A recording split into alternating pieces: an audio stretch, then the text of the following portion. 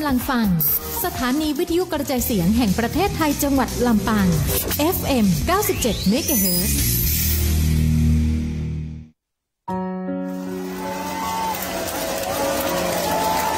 เสียงที่เปล่งจากหัวใจของพระสงฆ์นิกรชาวไทยที่มีแด่พระผู้ทรงเป็นดั่งศูนย์รวมจิตใจเป็นเสาหลักให้กับชาติบ้านเมืองมาทุกกาลสมัยพระมหากษัตริย์ไทยทรงบำเพ็ญพระราชกรณียกิจนานับประการนำพาประเทศชาติให้อยู่รอดปลอดภัยจากวิกฤตการณ์ต่างๆเพื่อให้พระสงฆ์นิกรของพระองค์ได้อยู่เย็นเป็นสุขเราคนไทยจึงควรร่วมกันถวายความรักแสดงออกถึงความจงรักภักดีและรักษาไว้ซึ่งสถาบันพระมหากษัตริย์ด้วยความภาคภูมิใจในความเป็นไทยโดยสำนักงานประชาสัมพันธ์ที่ 3 กรมประชาสัมพันธ์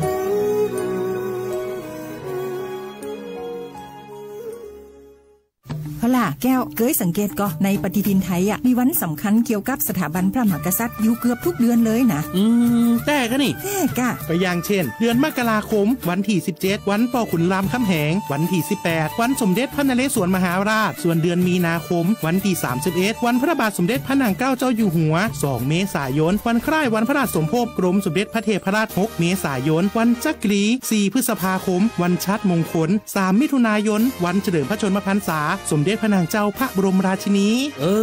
ใจวันที่28กรกฎาคมวันเฉลิมพระชนมพรรษาพระบาทสมเด็จพระเจ้าอยู่หัววันที่12สิงหาคมกับวันแม่แห่งชาติ24กันยายนวันมหิดลนี่เดือนตุลาคมก็มีวันสำคัญก็คือ13ตุลาวันคล้ายวันสวรรคตของในหลวงรัชกาลที่9วันที่21ตุลาวันคล้ายวันพระราชสมภพสมเด็จย่าและก็23ตุลาก็เป็นวันปิยมหาราชวันที่14พฤศจิกายนวันพระบิดาแห่งฝนหลวง25พฤศจิกายนวันวชิราวุธและก็วันสำคัญในเดือนธันวาคมคือวันที่5วันป่อแห่งชาติครับสังคมไทยเฮาให้ความสำคัญกับวันเหล่านี้คนไทยฮักและก็เทิดทูนสถาบันพระมหากษัตริย์เพราะสถาบันพระมหากษัตริย์อยู่คู่กับคนไทยมาอย่างยาวนานปรารถนาดีจากสำนักงานประชาสัมพันธ์ที่ 3 กรมประชาสัมพันธ์ค่ะวิทยุแห่งประเทศไทย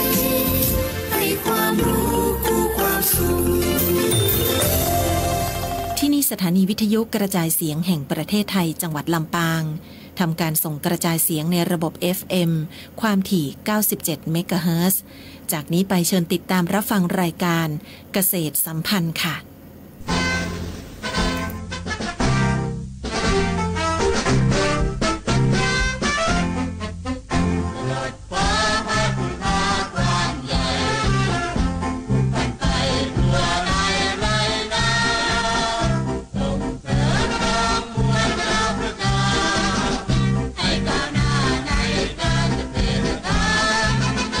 ส่งเสริมสร้างความเป็นอยู่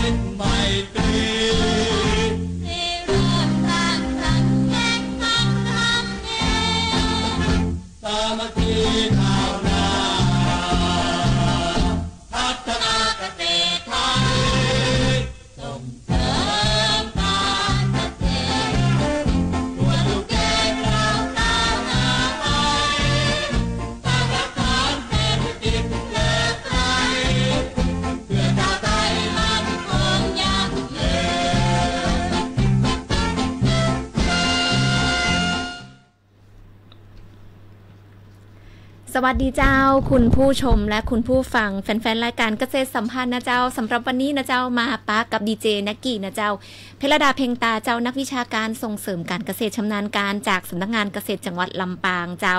และสำหรับวันนี้นะเจ้าในวันพุธที่4มิถุนายนนี้นะเจ้าเฮามาในประเด็นของ Good and Food Security ไข่ผำสุขภาพที่ดีแล้วก็ความมั่นคงทางอาหารนะเจ้าแล้วก็สำหรับวันนี้นะเจ้าดีเจนักกี้ก็ได้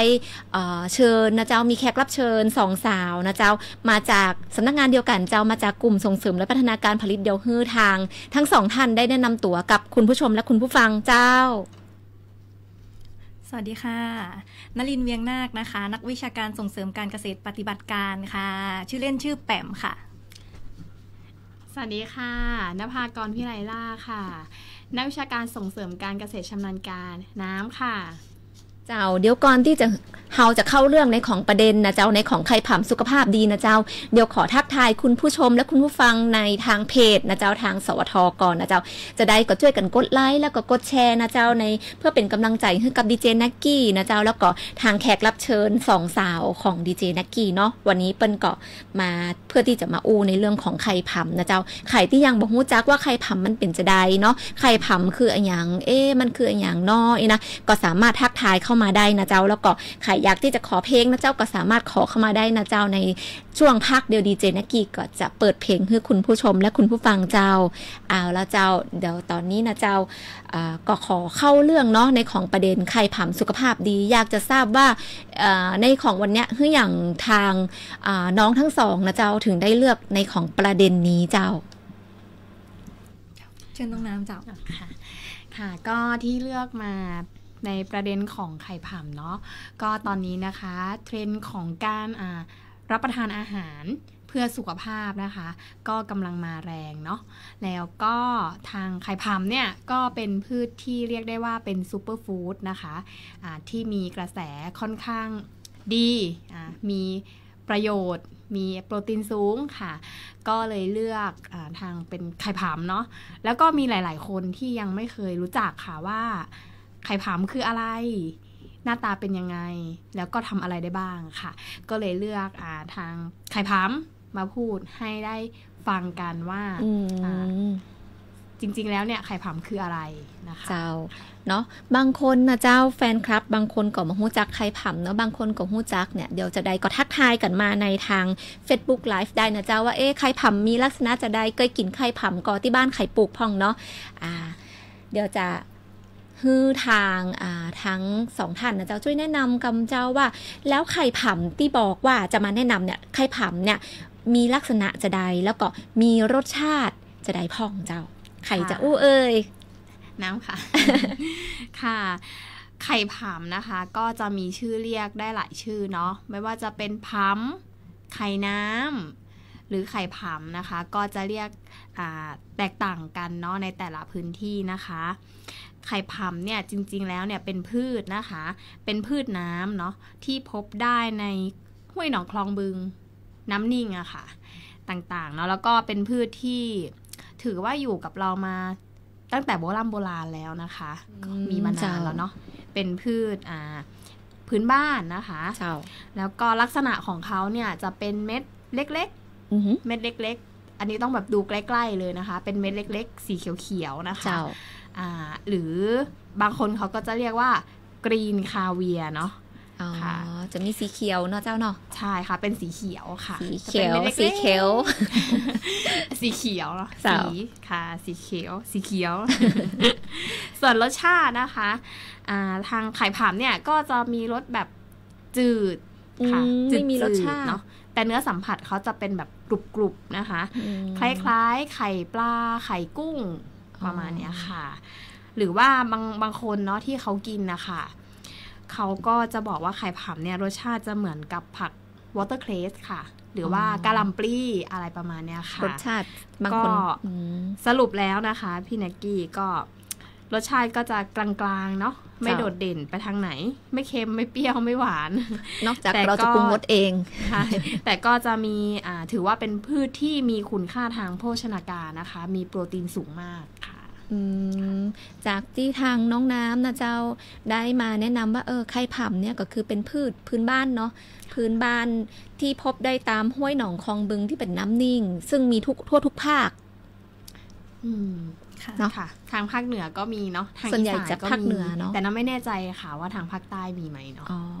ค่ะก็จะมีเนาะแล้วก็เพราะว่าภาคเหนือนี่ก็จะมีที่น้ำนิ่งอยู่แล้วก็เฮาก็นิยมนำมากินเนาะนำมารับประทานนะเจ้าแล้วก็มันจะมีลักษณะเม็ดเล็กๆเนาะกรุบกรุบ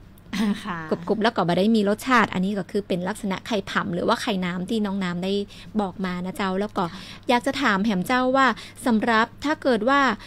ในของจังหวัดลำปางเจ้าในมีวิธีการเลี้ยงถ้าเกิดว่าเกษตรกรสนใจเนาะเพราะว่าถึงแบบลักษณะละถ้าเฮาอยากจะเลี้ยงเนี่ยมีวิธีการในขั้นตอนการเลี้ยงจะได้พ้องถ้าจะเลี้ยงในครัวเรือนแบบง่ายๆหรืออาจจะเป็นพาณิชย์ก็ได้เนี่ยมีวิธีการยังไงแล้วก็มีเทคนิคหรือเปล่าใครคะอันนี้ใครจะตอบจากแปมเจ้าในส่วนของไข่ผำที่เราได้ทำความรู้จักกันไปเบื้องต้นตะกี้เนาะเป็นพืชที่จิ๋วแต่มีคุณสมบัติทางโภชนาการที่แจ๋วนะเจ้ากับไม่ว่าจะเป็นในเรื่องของมีคุณค่าทางโภชนาการอาหารที่สูงนะเจ้าการเพาะเลี้ยงหรือว่าการเจริญเติบโตของเขาเนี่ยอย่างที่บอกก็คือเป็นพืชที่อยู่มากับเฮามาหมื่นแล้วนะเจ้าพบเจอได้ตามห้วยหนองคลองบึงแล้วก็เป็นอาหารที่พ่อแม่พี่น้องเฮานะเจ้านำมาประกอบอาหารเพื่อรับประทานมีมานานละแต่เฮายังบ่ได้ทำความรู้จักหรือว่าฮู้ว่าเขาเป็นซุปเปอร์ฟู้ดนะเจ้าวันนี้เราจะมาดูถึงวิธีการเพาะเลี้ยงนะเจ้าถ้าเขาต้องการเพาะเลี้ยงให้มีไข่ผำตีมีคุณภาพนะเจ้านำมาบริโภคในครัวเรือนหรือว่าอาจจะส่งเสริมไปถึงขั้นการจำหน่ายได้นะเจ้าการเพาะเลี้ยงลักๆก็จะมีอยู่สองประเภทใหญ่ๆนะคะโดยประเภทแรกนะเจ้าก็จะเป็นการเพาะเลี้ยงไข่ผำในบ่อซีเมนต์หรือภาชนะอื่นๆนะเจ้าบอกว่าจะเป็นกะละมังกลมๆอะค่ะหรือว่าเป็นบ่อพลาสติกอย่างก็เจ้ากะละมังเหลี่ยมได้ก็เหลี่ยมก็ได้เจ้าเหลี่ยมก็ได้กลมก็ได้นะเจ้าหรือว่าอาจจะเป็นบ่อซีเมนต์นะเจ้าและแหมอย่างนึงนะเจ้าอย่างที่2ก็คือการเลี้ยงไข่ผำในบ่อดินนะเจ้าเฮาจะมาดูในรายละเอียดของแต่ละประเภทวิธีการเลี้ยงนะเจ้าการเลี้ยงไข่ผำในบ่อซีเมนต์หรือภาชนะอื่นๆนะเจ้าจะเลี้ยงไว้ในตีร่มหรือมีแสงรำไรนะเจ้าถ้าหากว่าบ่อเฮาเนี่ยตั้งอยู่กลางแดดเลยนะเจ้าก็ควรที่จะทำสแลนบังแสงไว้นะเจ้าเพื่อเป็นการพรางแสงให้กับไข่ผำที่เฮาเลี้ยงนะเจ้าแล้วก็จะต้องมีการควบคุมปริมาณถาดอาหารด้วยการใส่ปุ๋ยเพื่อเป็นอาหารที่ไข่ผำจะนำไปใช้ในการเจริญเติบโตนะเจ้าจากนั้นนะเจ้าในส่วนของการเตรียมบ่อเลี้ยงนะเจ้าก็คือจะต้องกรองน้ำสะอาดนะเจ้าเข้ามาใส่ในบ่อนะเจ้าโดยที่ระดับน้ำจะสูงอยู่ที่ประมาณ 20-30 เซนติเมตรนะเจ้าแล้วก็ใส่ปุ๋ยสูตร16นะเจ้าอัตราก็คือประมาณ100 กรัมนะเจ้าจากนั้นก็คือน้ำไข่ผำอะค่ะเข้าไปเลี้ยงในบ่อที่เฮามีการผสมปุ๋ยหรือถาดอาหารไว้แล้วเจ้านี่ก็คือวิธีการเลี้ยงหลังจากนั้นก็คือการดูแลก็คือปล่อยให้เขาเจริญเติบโตจนเต็มบ่อแล้วก็รอเก็บเกี่ยวนะเจ้าได้ในส่วนของการเก็บเกี่ยวเดี๋ยวเขาจะมาอู้ในรายละเอียดกันอีกครั้งนึงได้เจ้า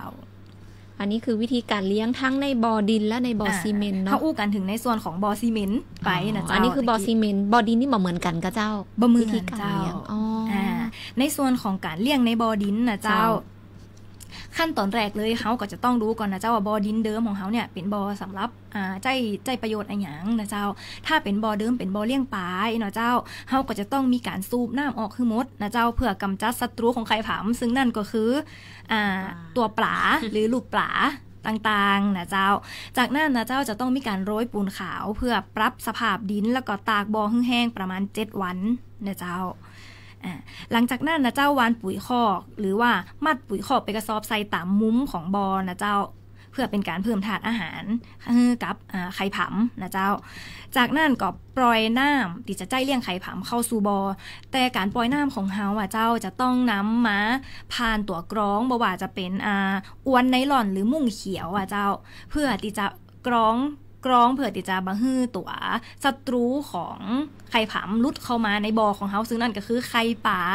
ลูกป่าหรือปลาเล็กปลาน้อยต่างๆที่จะเข้ามากินไข่ผำของเฮาเจ้าป่านี่มันมักไข่ผำสามารถกินได้เป็นอาหารของเขาเนาะแม่นเจ้าหลังจากนั้นเมื่อซูปน้ำเข้าเรียบร้อยแล้วเตรียมบ่อเรียบร้อยแล้วนะเจ้าเขาก็จะนำพันธุ์ไข่ผำมาปล่อยในบ่อที่เขาเตรียมไว้แล้วก็ให้เขาเจริญเติบโตเพื่อเก็บเกี่ยวผลผลิตต่อไปนะเจ้าและในส่วนของการเก็บเกี่ยวผลผลิตนะเจ้าไข่ผำสามารถเก็บเกี่ยวได้2รูปแบบเจ้าโดยรูปแบบแรกนะเจ้าก็คือเก็บเกี่ยวครั้งเดียวเลี้ยง1ครั้งเก็บ1ครั้งไปเลยก็คือปล่อยให้ตัวผำเนี่ยเปิ่นเจริญเติบโตไปได้1เดือนแล้วก็เก็บเกี่ยวผลผลิตเจ้าและแบบที่2เนี่ยจะเป็นการเก็บเกี่ยวไข่ผำบางส่วนไปเรื่อยๆในบ่อแล้วก็ให้เขาเจริญเติบโตไปเรื่อยๆนะเจ้าอันนี้ก็คือเริ่มเก็บเกี่ยวได้ตั้งแต่6 ถึง 10 วันหลังจากที่ปล่อยไข่ผำครั้งแรกนะเจ้าโดยวิธีที่2เนี่ยเขาจะสามารถเก็บเกี่ยวไข่ผำได้เรื่อยๆนะเจ้าแต่ว่าในกระบวนการเลี้ยงขั้นตอนการเลี้ยงเนี่ยที่เขามีการเก็บเกี่ยวเจ้าเขาก็จะต้องมีการเติมถาดอาหารซึ่งก็คือปุ๋ยที่เขาได้บอกไปนะเจ้าเพื่อเป็นการเติมอาหารให้เปิ่นใจในการเจริญเติบโตต่อไปเจ้าแล้วก็ขอบอกคำอย่างหนึ่งเจ้าในเรื่องของการเลี้ยงเนาะข้อควรระวังเลยก็คือบอกควรที่จะปล่อยให้น้ำแห้งหรือว่าปล่อยให้น้ำเนี่ยมีแสงแดดนะเจ้าส่องถึงพื้นน้ำอะค่ะข้างล่างเพราะว่าจะทำให้สาหร่ายเจริญเติบโตเพื่อเมื่อสาหร่ายเจริญเติบโตแล้วทำให้ไข่ผำของเขาเจ้าได้ผลผลิตที่มันบ่เต็มที่เพราะว่าเขาก็จะไปแย่งกันเจริญเติบโตในบ่อเขาก็จะได้กินสาหร่ายแต่ประมาณนี้เจ้าเพราะว่าถ้าเกิดว่าปล่อยให้เจริญเติบโตเฮาอาจจะต้องเปลืองปุ๋ยเคมีเนาะใช่ค่ะแล้วตัวไข่ผำเฮาก็เจริญเติบโตได้บ่เต็มที่ตัวเจ้าเหมือนโดนแย่งอาหารแล้วก็เฮาอาจจะได้สาหร่ายกินแทนไข่ผำเนาะตรงนี้ก็วิธีการพ่อเลี้ยงก็เอาจริงๆก็ไม่ได้ยากเกินไปเนาะเจ้าแต่เพียงแต่หนึ่งก็คือเหมือนเฮาก็จะต้องวิธีการเลี้ยงก็คือจะต้องกำจัดศัตรูของไข่ผำเนาะแล้วก็เหมือนก็ต้องทำความสะอาดบ่อคือมีความสะอาดเพราะว่าไข่ผำเป็นพืชที่เจริญเติบโตในน้ำที่สะอาดถ้าน้ำเสียเน่าเสียนี่ก็จะไม่ค่อยเห็นเนาะเจ้าตรงนี้ของไข่ผำเนาะแล้วก็ในของไข่ผำเหมือนที่ทางน้องแปมได้บอกว่ามีวิธีการเลี้ยงอยู่2วิธีก็คือว่าในภาชนะฉะนั้นถ้าเกิดว่าไข่อยากจะกินในครัวเรือนก็สามารถที่จะ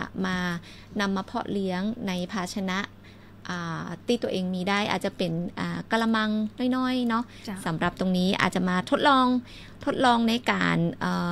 เลี้ยงก่อนนะเจ้าแล้วก็ไม่ได้ยากเลยเหมือนที่น้องเปิ้ลบอกเนาะแต่น้ำก็ต้องสะอาดแล้วมีการฮื้อปุ๋ยกับเปิ้ลตัวเนาะเจ้าแล้วก็รอคอยฮื้อไข่ผำเปิ้ลเจริญเติบโตเนาะประมาณ6 วันถึง10 วันก็สามารถเก็บมากินได้เนาะเจ้าในการปล่อยนี่ก็คืออัตราการปล่อยนี่นักกว่าเจ้าอัตราการปล่อยอยู่ที่ประมาณถ้าเป็นบ่อดินอยู่ที่ประมาณ10 กิโลกรัมต่อไร่เจ้า10 กิโลกรัมต่อไร่เนาะตรงนี้แล้วก็บ้านนาเจ้าก็บ้านนาก็สามารถหาพันธุ์ได้ตามริมห้วยหนองคลองบึง หรืออาจจะมีเกษตรกรเนี่ยเดี๋ยวเราจะมาอู้ถึงว่าเกษตรกรจังหวัดลำปางมีท่านใดพ่องเนาะที่มีการเพาะเลี้ยงไข่ผำถ้าเกิดว่าเฮาแบบได้สะดวกในการที่จะไปตักตามห้วยหนองคลองบึงเพราะว่าเฮาก็ไม่ได้มั่นใจเนอะว่าไข่ผำนั้นสะอาดหรือเปล่าก็สามารถที่จะไปซื้อกับเกษตรกรได้เดี๋ยวทางน้องน้ำจะมาตอบเนาะว่ามีเกษตรกรท่านใดพ่องนะเจ้าที่มีการเลี้ยงไข่ผำแล้วก็ลักๆเลยสิ่งที่ต้องระวังก็คือไข่ผำนี่เป็นพืชที่มันมีความอ่อนไหวเนาะต่อสภาพอากาศถ้าเกิดว่าอากาศหนาวหรืออากาศร้อนนี่มีผลก็เจ้าค่ะก็จะมีผลนะคะเพราะว่าไข่ผำอะค่ะก็จะอย่างที่พี่แปมได้เกริ่นไปเนาะว่าไข่ผำเนี่ยเขาจะเจริญเติบโตได้ดีแต่ว่าถ้าสมมติว่าเราเลี้ยงไว้กลางแจ้งอะค่ะก็ควรที่จะมีแสแลนบังคือเขาจะเติบโตได้ดีในแดดที่แบบลำไรอะค่ะไม่ร้อนเกินไปไม่หนาวเกินไปค่ะแล้วก็ถ้าสมมติว่าเป็นช่วงหน้าฝนอย่างเงี้ยค่ะก็อาจจะปริมาณน้ำเนาะมันเป็นบ่อเปิดอะค่ะสมมติฝนตกปริมาณน้ำก็อาจจะมากกว่าปกติก็อาจจะส่งผลต่อการเจริญเติบโตของเขาได้เช่นเดียวกันนะคะก็อาจจะไปส่งผลถึงผลผลิตปริมาณผลผลิตเนาะอาจจะได้ลดลงไม่แน่นอนเนาะแล้วก็ถ้าหากว่าเราเลี้ยงค่ะ ถ้าสมมติอยู่ในบ่อซีเมนต์นะคะแล้วเวลาฝนตกเนี่ยเขาอาจจะกระเด็นติดตามผนังบ่อกระเด็นค่ะพอกระเด็นไปติดก็คือก็อาจจะตายอยู่ตรงนั้น คือมันไม่ลงมาเนาะค่ะก็จะต้องมีแสลมให้เขาสักหน่อยนึงก็อาจจะดูแลรักษาเป็นพิเศษเนาะในช่วงหน้าฝนหน้าแล้งค่ะตรงนี้ก็เลี้ยงถือว่าเลี้ยงได้ไม่ยากเลยนะเจ้าแล้วก็คุณผู้ชมคุณผู้ฟังท่านใดเจ้ามีไข่ได้เคยเลี้ยงไข่ผำก็สามารถทักทายเข้ามาทาง Facebook Live ได้นะเจ้าว่าตอนนี้นี่เลี้ยงกี่บ่ออันยังนะเจ้าสามารถทักทายเข้ามาพูดคุยได้นะเจ้ากับทางดีเจเนกกี้แล้วก็แขกรับเชิญเนาะสามารถมาบอกกันได้เจ้าว่าวันที่ลำปางนี่ก็เป็นหนึ่งเนาะในการเลี้ยงไข่ผำอยู่นะเจ้า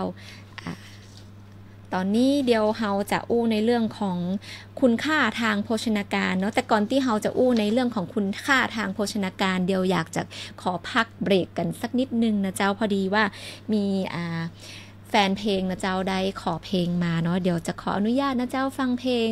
พักฟังเพลงกันสักนิดหน่อยนะเจ้าเดี๋ยวแขกรับเชิญของดีเจแน็กกี้ได้เตรียมคำตอบเนาะว่าไข่ผำนี่มีคุณค่าทางโภชนาการอย่างพ่องแล้วก็แตกต่างจากพืชผักต่างๆจะได้เพราะว่าอย่างตีอู้มาตอนแรกบอกว่าเป็นพืชผักชนิดนึงเนาะอยากจะฮือเปิ้นใดแนะนำนะเจ้าว่ามันต่างกันจะได้เนาะเจ้าเดี๋ยวพักสักนิดนึงเจ้าแล้วมาปะกันนะเจ้าอีกสักครู่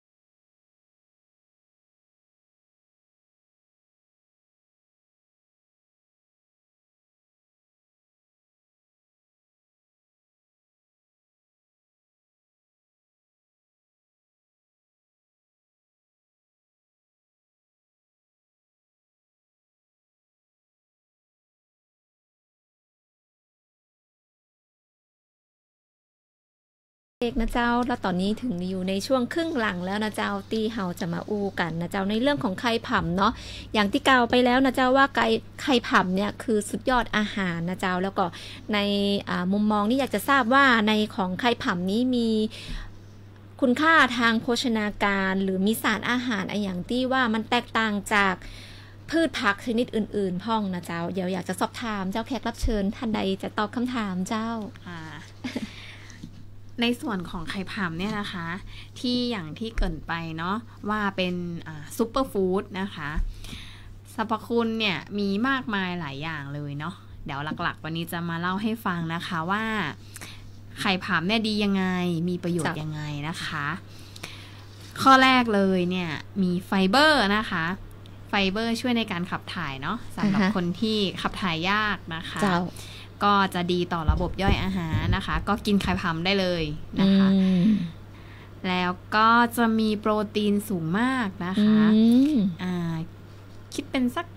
ประมาณ 40% เนาะของน้ำหนักแห้งของไข่ผำค่ะไข่ผำนี่เขาจะมีรับประทานได้2แบบเนาะ2รูปแบบนะคะก็คือจะมีทั้งทานสดแล้วก็แบบอบแห้งนะคะค่ะในส่วนของโปรตีนเนี่ยที่ว่า 40% เนี่ยจะเป็นในส่วนของน้ำหนักแห้งนะคะค่ะก็จะช่วยเสริมสร้างความแข็งแรงให้ร่างกายเนาะแล้วก็ฟื้นฟูส่วนที่สึกหรอไปนะคะนอกจากนั้นยังมีธาตุเหล็กนะคะช่วยบำรุงเลือดเนาะช่วยในการไหลเวียนของโลหิตนะคะอันนี้เด็กๆขาดไม่ได้เลยนะคะธาตุเหล็กเนาะสำคัญมากนะคะแล้วก็ถ้าเทียบก็เป็นผักเนาะเด็กๆทานได้นะคะเพราะว่าเขาไม่มีกลิ่นไม่มีรสค่ะแล้วเนื้อสัมผัสจะเป็นกรุบๆเด็กๆอาจจะชอบนะคะเป็นไข่กุ้งเนาะใส่ซูชิอะไรอย่างเงี้ยค่ะบอกลูกๆว่านี่คือไข่กุ้งนะลูกค่ะก็จะช่วยเสริมสร้างความแข็งแรงของกระดูกและฟันด้วยนะคะเพราะว่าเขามีทั้งแคลเซียมแล้วก็สังกะสีด้วยนะคะนอกจากนั้นยังช่วยในการทำงานของระบบประสาทนะคะเพราะว่ามีวิตามิน B12 ด้วยค่ะบำรุงสายตาได้อีกนะคะเนาะเนี่ยอย่างพี่แปมค่ะชอบทานเนาะชอบทานไข่ผำนะคะบำรุงสายตาเพราะว่าเขามีเบต้าแคโรทีนด้วยนะคะนอกจากนั้นยังมีสารต้านอนุมูลอิสระด้วยนะคะมีแบบอุดมไปด้วยสารอาหารเนาะที่มีประโยชน์ต่อร่างกายนะคะเสริมสร้างภูมิคุ้มกันได้อีกนะคะแล้วก็เป็นพืชที่เหมาะสำหรับคนที่ต้องการดูแลสุขภาพนะคะเพราะว่าไขมันต่ำน้ำตาลน้อยนะคะคนที่ต้องการควบคุมน้ำหนักเนี่ยเหมาะเลยนะคะก็คือสามารถทานได้ค่ะตรงนี้ก็คือความโดดเด่นของไข่ผำนะเจ้าที่บอกว่าเป็นอาหารสุดยอดอาหารหรือว่าซุปเปอร์ฟู้ดเนาะโดยที่ลักๆก็คือว่ามีไฟเบอร์สูงนะเจ้าดีต่อระบบย่อยอาหารนะแล้วก็สิ่งสำคัญคือมีโปรตีนสูงถึง140% เลยเนาะมากกว่าก็คือถ้าจะกินโปรตีนก็คือเฮาสามารถกินไข่ผำได้เลยเป็นการซ่อมแซมส่วนที่สึกหรอในร่างกายนะเจ้าถ้าเจ็บป่วยค่ะข้อดีของเขาที่แตกต่างจากเนื้อสัตว์เนาะคือเขาย่อยง่ายตัวนะเจ้าแล้วก็มีธาตุเหล็กอยู่ในนั้นธาตุเหล็กอยู่ช่วยบำรุงเลือดเนาะแล้วก็เสริมสร้างความแข็งแรงของกระดูกและก็ฟันโดยที่เขาจะมีตัวช่วยในของเรื่องระบบประสาทโดยมีวิตามิน B12 แล้วก็ช่วยบำรุงสายตาแล้วก็มีสารต้านอนุมูลอิสระแล้วก็ที่สำคัญคือไขมันต่ำน้ำตาลน้อยเหมาะสำหรับคนที่กำลังควบคุมน้ำหนักเนาะใช่ค่ะตรงนี้มีโปรตีนสูงมากนะเจ้าแล้วสามารถกินได้ทั้งแบบแห้งแล้วก็แบบสดแบบสดนี่ก็คือจะต้องนำไปประกอบอาหารก่อนใช่ค่ะในส่วนของเมนูเนี่ยจะขอให้เป็นทางพี่แปมแนะนำค่ะจ้ะเดี๋ยวก็ในของการแปรรูปเนาะจะมีการแปรรูปแล้วก็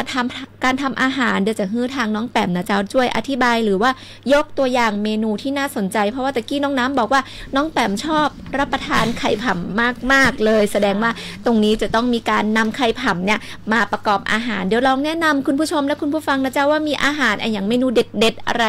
ที่แนะนำบ้างเจ้าพูดถึงเมนูไข่ผำนะเจ้า ก็มีหลากหลายเมนูเลยนะเจ้าซึ่งตัวแปมเองนี่ก็คือกินเป็นประจำนะเจ้าในรอบ1สัปดาห์นี้ต้องมีอย่างน้อย1มื้อที่เป็นไข่ผำนะเจ้าเพราะว่าด้วยความที่เขาเป็นซุปเปอร์ฟู้ดแล้วก็เฮาก็คือเป็นคนที่ดูแลสุขภาพตัวเองนะเจ้าก็จะกินเป็นประจำเลยนะเจ้า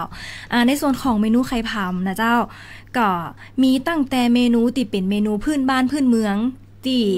คุณพ่อคุณแม่เฮาเนี่ยได้ทำประกอบอาหารเฮารับประทานกันมาเนี่ยมานมนานเป็นเมนูพื้นบ้านเช่นแกงแค่ไข่ผำนะเจ้าแกงอ้อมไข่ผำนะเจ้าคั่วไข่ผำนะเจ้าเมนูประมาณนี้ก็น่าจะเป็นเมนูติดบ้านของท่านผู้ฟังท่านผู้ชมหลายๆท่านนะเจ้าแต่ในเนาะทักมาได้นะเจ้ามีเมนูอย่างแนะนำเนาะสามารถเอามาแชร์กันได้นะเจ้าว่าแต่ละบ้านนะเจ้าทำเมนูอย่างจากไข่ผำกันพ่องนะเจ้าแต่เมนูตีตั้งบ้านของตัวแปมเองเนี่ยชอบทำกันแล้วก็เป็นเมนูติดบ้านก็คือคั่วไข่ผำใส่จิ้นหมูเจ้าเน้นจิ้นหมูก็เน้นไข่ผำเจ้าไข่ผำกับจิ้นหมูเจ้าตามสูตรเดิมเนาะเจ้าตามสูตรคุณพ่อคุณแม่เนาะเจ้าพริกหอมเกลือ5นะเจ้า5มาใส่กะปิน้อย1เนี่ยนะเจ้าก็เอาคั่วใส่ไข่ผำใส่หมูลำเจ้าเป็นแผ่นเมนู1ติตั้งบ้านแปมบอกเป็นเมนูมดหม้อนะเจ้ากินจนบะเหลือเลยหมูกับบะเหลือหมูกับบะเหลือเจ้าไข่ผำกับบะเหลือเจ้าแล้วก็ใช่ค่ะเมนูข้าวหมดหม้อเจ้าซึ่งที่บ้านนิยมกินกันเนี่ยเพราะว่านึงก็คือเฮาก็ไปให้ความรู้กับคุณพ่อคุณแม่ตัวเนาะเจ้าว่าเป็นซุปเปอร์ฟู้ดนะเจ้าจากตะกอนที่เปิ้นก็บ่ฮู้หรอกเปิ้นก็คิดว่าเป็นไข่ผำทั่วไปที่เปิ้นซื้อได้ตามกาดนี่เนาะเจ้าแต่พอเฮาไปเล่าให้เปิ้นฟังเนี่ยแล้วตั้งบ้านเนี่ยพ่อแม่เปิ้นก็เป็นคนที่ดูแลรักษาสุขภาพอยู่แล้วตัวเจ้าที่นี่ก็คือจัดมาบะขาดเลยจัดมาบะขาดทุกอาทิตย์เนาะต้องทำใช่เจ้าช่วยในเรื่องของการคุมน้ำหนักได้เป็นอย่างดีเจ้าถึงได้คุณเซเรนเดอร์อย่างนี้ใช่ค่ะนอกจากเมนูที่เป็นเมนูที่เฮาพบปะตามบ้านเฮาทั่วไปแล้วนะเจ้าตอนเนี้ยไข่ผำก็ยังได้รับความนิยมเป็นกระแสนิยมนะเจ้าในส่วนของการยกระดับคือผู้บริโภคเข้าถึงไข่ผำได้มากขึ้นแล้วก็มีการนำมาสร้างมูลค่าเพิ่มปรับเปลี่ยนแปลงเป็นเมนูที่ทำให้เข้าถึงผู้บริโภคได้หลากหลายช่วงวัยนะเจ้ายกตัวอย่างเช่นนำไปทำน้ำสลัดอย่างนี้เจ้าก็จะเป็นการเพิ่มคุณค่าทางอาหารให้กับสลัดจานนั่นเจ้าหรือไม่ก็เป็นทำเป็นซูชิไข่ผำเปลี่ยนจากซูชิไข่กุ้งแม่นเจ้าและเห็นเมนูหนึ่งนะเจ้าที่เห็นเป็นกระแสแล้วก็ได้รับความนิยมสูงก็คือเป็นการเอาไปท็อปปิ้งนะเจ้าท็อปปิ้งบนไอศครีมจากที่เฮาเคยหันหรือเคยได้ยินเป็นไอศครีมไข่ปลาคาเวียอันนี้เป็นไอศครีมไข่ผำเจ้าอันนี้ก็จะเป็นการเพิ่มมูลค่าให้กับไข่ผำตัวไอศครีมกะทิใช่แล้วก็ท็อปปิ้งด้วยไข่ผำใช่ค่ะตรงนี้เนาะแล้วก็นอกจากนี้ยังมีนำมาแปรรูปเป็นคุกกี้เนาะเหมือนเคยเห็นใช่ค่ะคุกกี้ไข่ผำสามารถเอาไปทำได้หลากหลายเลยเจ้าตั้งแต่อาหารข้าวอาหารหวานเบเกอรี่อย่างเงี้ยเจ้าแต่ไข่ผำนี่ก็คือว่ากินสดมาได้ต้องมีการนำมาโดนความร้อนก่อนเจ้าทำสุกก่อนเนาะมาใจว่าไข่ว่าโอ้ยกินสดเลยนี่ก็มาได้มาใจเจ้าคำว่ากินสดหมายถึงเราเอาไข่ผำที่ยังไม่ได้ผ่านกระบวนการแปรรูปก็คือการอบแห้งเจ้ามาปรุงมาประกอบอาหารเจ้าปรุงสุกก่อนรับประทานเจ้าส่วนคำว่าแห้งเนี่ยก็คือว่าการเอาไข่ผำเนี่ยค่ะไปแปรรูปไปอบแห้งไปทำให้แห้งเจ้าเป็นการเพิ่มมูลค่าแล้วก็เป็นการยืดอายุของผลิตภัณฑ์เจ้ายืดอายุตัวนอกในของแปรรูปผลิตภัณฑ์และสร้างมูลค่าเพิ่มเจ้าอย่างที่เราเห็นเนาะสามารถทำประกอบอาหารทั้งคาวแล้วก็หวานได้นะเจ้าโดยที่ว่าตรงนี้ก็สามารถเป็นเหมือนเขาฮ้องว่าอย่างก็ความมั่นคงทางอาหารเนาะทำกินได้ในครัวเรือนนะเจ้าแล้วอยากจะถามแหมสักนิดนึงนะเจ้าว่าในของไข่ผำเจ้าจะมีการพัฒนาเป็นพืชเศรษฐกิจของจังหวัดลำปางหรือทางสำนักงานเกษตรจังหวัดลำปางนะเจ้าได้มีการส่งเสริมและก็สนับสนุนเกษตรกรในเรื่องของการเพาะเลี้ยงไข่ผำด้านใดพ่องเจ้าด้วยประโยชน์ที่มากมายของไข่ผำที่เราได้อู้กันมาแล้วนะเจ้า ในส่วนของกระทรวงเกษตรและสหกรณ์นะเจ้าก็ได้มีการกำหนดนโยบายด้านอาหารแห่งชาตินะเจ้าเป็นหนึ่งในนโยบายหลักนะเจ้าที่สร้างโอกาสใหม่ๆให้กับภาคการเกษตรนะเจ้าโดยการสร้างเป็นอาหารแห่งอนาคตนะคะเป็นการตอบโจทย์ผู้บริโภคในยุคใหม่หรือว่ายุค New Normal นะเจ้าก็คือเดินหน้าในการส่งเสริมผลักดันให้พืชเศรษฐกิจไข่ผำตัวเนี้ยเจ้าเป็นพืชแห่งอนาคตต่อไปนะเจ้าในส่วนของจังหวัดลำปางว่าจะมีที่ไหนพ่องเพาะเลี้ยงแล้วถ้าเฮาใครได้เจ้าสามารถไปหาซื้อที่ไหนแล้วก็เปิดมีแหล่งเพาะเลี้ยงที่ไหนเดี๋ยวน้องน้ำได้ช่วยประชาสัมพันธ์แล้วก็ชี้แนะเพิ่มเติมเจ้ามีเกษตรกรที่ได้พ่องเจ้าค่ะในจังหวัดลำปางของเรานะคะก็มีเกษตรกรหลายรายเหมือนกันนะคะที่เพาะเลี้ยงเนาะเพาะเลี้ยงไข่ผำแล้วก็เห็นเท่าที่เห็นนะคะก็จะมีจำหน่ายแบบสดนะคะคือด้วยความที่ไข่ผำเนี่ยเขาอายุสั้นเนาะพี่แป๋นเนาะค่ะคือมันเก็บไว้ได้ไม่นานนะคะถ้าเป็นแบบสดอะค่ะก็เลยจะต้องมีการอบแห้งเพื่อยืดอายุเนาะแล้วก็ง่ายต่อการขนส่งเนี่ยค่ะถ้าเป็นแบบสดเลยที่เห็นมีขายนะคะก็จะมีที่ตลาดเกษตรกรนะคะจะมีทุกวันเสาร์อาทิตย์เนาะค่ะที่แยกตรงไหนนะคะแยกเงินสายคำค่ะใครที่อยากจะซื้อนะคะก็สามารถไปอุดหนุนได้ตรงนั้นนะคะแล้วก็ในส่วนของการอบแห้งเนี่ยก็จะมีเกษตรกรบางรายนะคะที่ทำเป็นอบแห้งเนาะแล้วก็จำหน่ายอาจจะจำหน่ายทางออนไลน์ด้วยนะคะหรือว่าออกบูธค่ะในส่วนของเกษตรกรลำปางของเรานะคะก็เลี้ยงเยอะเนาะอย่างที่นำว่าแต่ว่าที่ได้รับรองมาตรฐานพืชอาหารค่ะ GAP พืชอาหารเนาะในประเทศไทยนะคะคนที่ได้รับรองเนาะมีทั้งหมด9คนนะคะไข่ผำเนาะที่เขาเลี้ยงไข่ผำแล้วได้รับรอง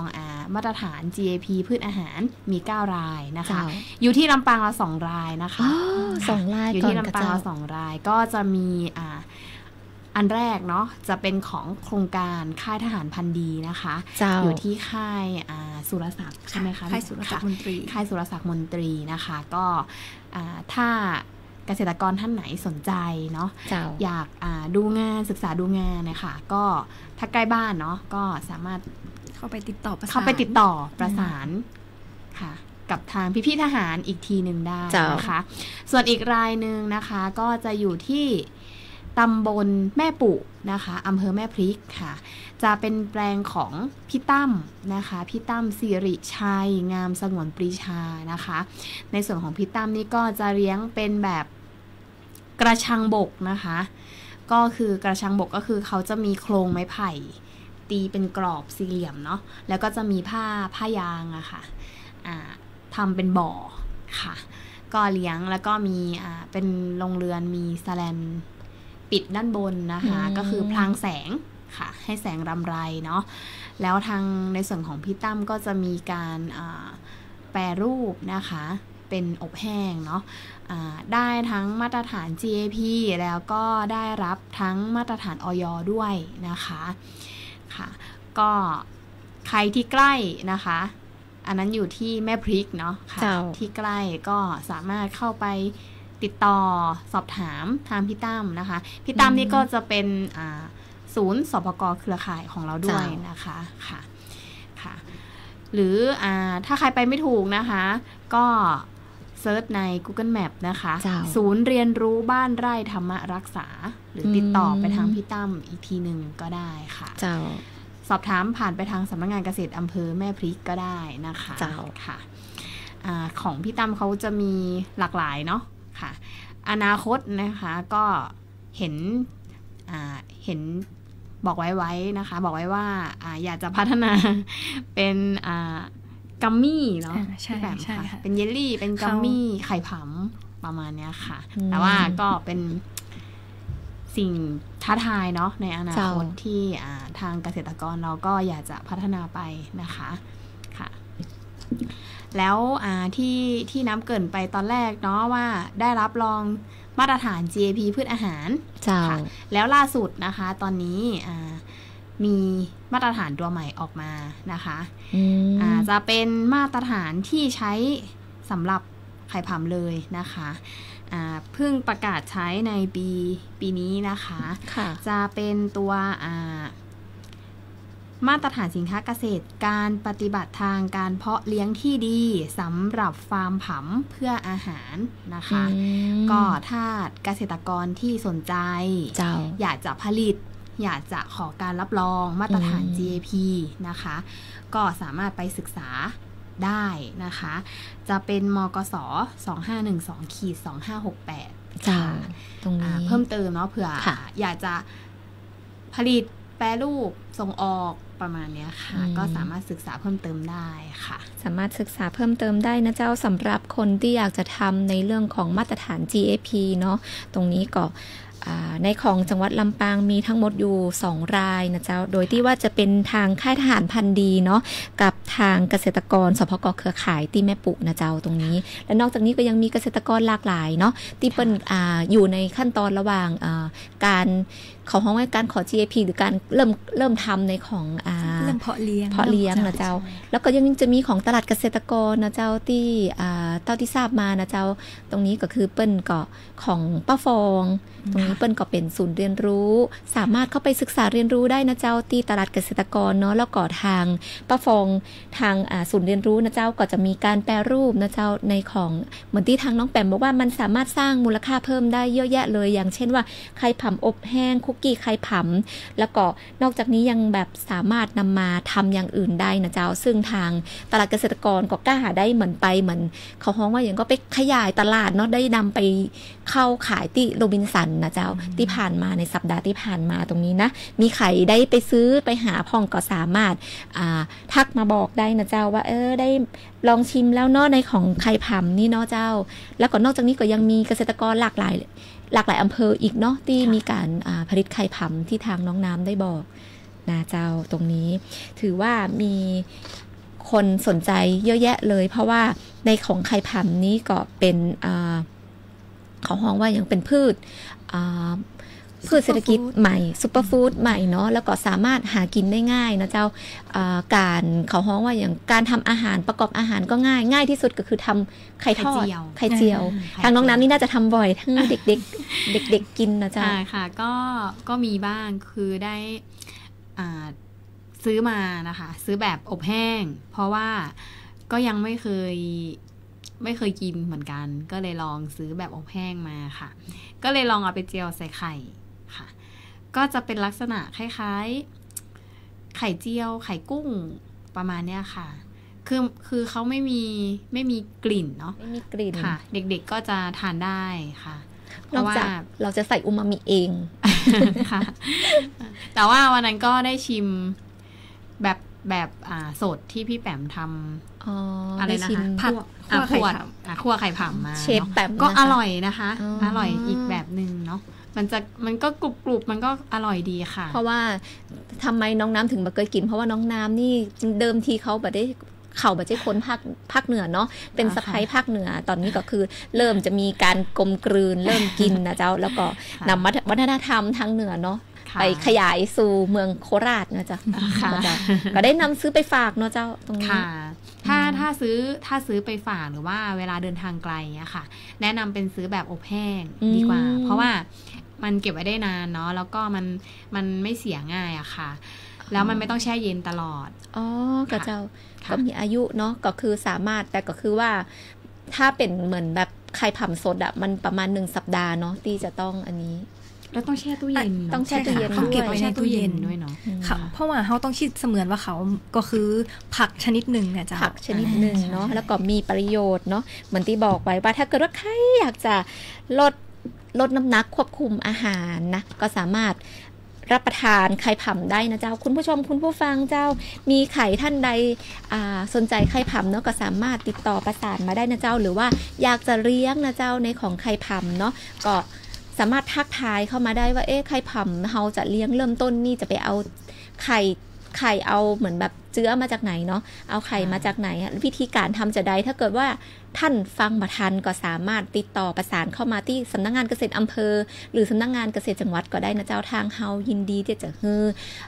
เขาฮ้องว่าอย่างก็คำแนะนำนะเจ้าแล้วก็พร้อมที่จะดูแลทุกท่านและนอกจากคุณผู้ชมและคุณผู้ฟังท่านใดที่มีการเลี้ยงแล้วแต่อยากจะเพิ่มมาตรฐานของ GAP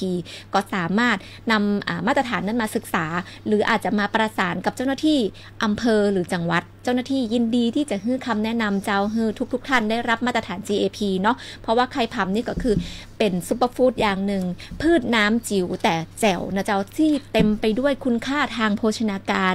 ไม่ว่าจะเป็นโปรตีนวิตามินหรือไม่แม้กระทั่งแร่ธาตุนะเจ้าที่จำเป็นต่อร่างกายเนาะแล้วก็จากวันนี้นะเจ้าที่ทางดีเจนักกี้เนาะได้พูดคุยกับทางสำนักงานเกษตรจังหวัดทางเจ้าหน้าที่นะเจ้าน้องๆกลุ่มส่งเสริมและพัฒนาการผลิตที่ได้มาแนะนำนะเจ้าซุปเปอร์ฟู้ดว่าทำให้เขารู้ว่าในไข่ผำเนี่ยมีประโยชน์จะได้เนาะไข่ผำนี่บัดใจแค่เรื่องสุขภาพดีนะเจ้าแต่ยังเป็นอีกหนึ่งทางเลือกเนาะในการสร้างความมั่นคงทางอาหารให้กับครัวเรือนแล้วก็ชุมชนเพราะว่ามันสามารถทำแล้วก็สามารถปลูกเนาะเขาห้องว่าอย่างก็เจ้าปลูกเพาะเลี้ยงเริ่มจะว่าอันนี้สามารถเพาะเลี้ยงได้ง่ายๆนะเจ้าทางตรงนี้เนาะเพาะเลี้ยงได้ง่ายๆแล้วก็เป็นแหล่งอาหารสำคัญในชุมชนนะเจ้าโดยสามารถใช้พื้นที่น้อยนิดในครัวเรือนเนาะไข่จะอยู่บ้านพักบ้านเช่าหรือในคอนโดก็สามารถเพาะเลี้ยงไข่ผำได้และไข่ผำนี้ยังสามารถนำมาแปรรูปเมนูอาหารได้หลากหลายนะเจ้าซึ่งนับว่าเป็นพืชเศรษฐกิจชนิดใหม่นะเจ้าที่มีศักยภาพสูงในการสร้างรายได้ให้กับเกษตรกรในปัจจุบันแล้วก็เป็นการช่วยลดภาระรายจ่ายในการซื้ออาหารระยะยาวเนาะเพราะว่าสามารถนำมาปรุงอาหารได้นะเจ้าหวังว่าข้อมูลในวันนี้นะเจ้าจะเป็นประโยชน์แล้วก็เป็นแรงบันดาลใจให้กับคุณผู้ชมคุณผู้ฟังนะเจ้าที่สนใจนะเจ้าแล้วก็สามารถใช้ประโยชน์จากไข่ผำกันได้มากขึ้นนะเจ้าสำหรับวันนี้นะเจ้าดีเจนักกี้ก็ต้องขอบคุณนะเจ้าแขกรับเชิญนะเจ้าน้องณภากรพี่ไลล่านะเจ้าแล้วก็น้องนลินเวียงนาคนะเจ้าเจ้าหน้าที่จากสำนักงานเกษตรจังหวัดลำปางกลุ่มส่งเสริมและพัฒนาการผลิตที่มาได้เล่าเรื่องข้อมูลดีๆเนาะมาแบ่งปันข้อมูลดีๆกับเกษตรกรกับคุณผู้ชมและคุณผู้ฟังต่างๆในเรื่องของไข่ผำสุขภาพที่ดีและความมั่นคงทางอาหารเจ้าสำหรับวันนี้นะเจ้าดีเจนักกี้ก็ต้องขอลาคุณผู้ชมและคุณผู้ฟังไปก่อนนะเจ้าป้ากันใหม่เจ้าในวันพุธหน้านะเจ้าและสำหรับในวันพุธหน้าจะมีเรื่องอะไรอย่างก็มาติดตามชมได้นะเจ้าป้ากันเจ้าสวัสดีเจ้า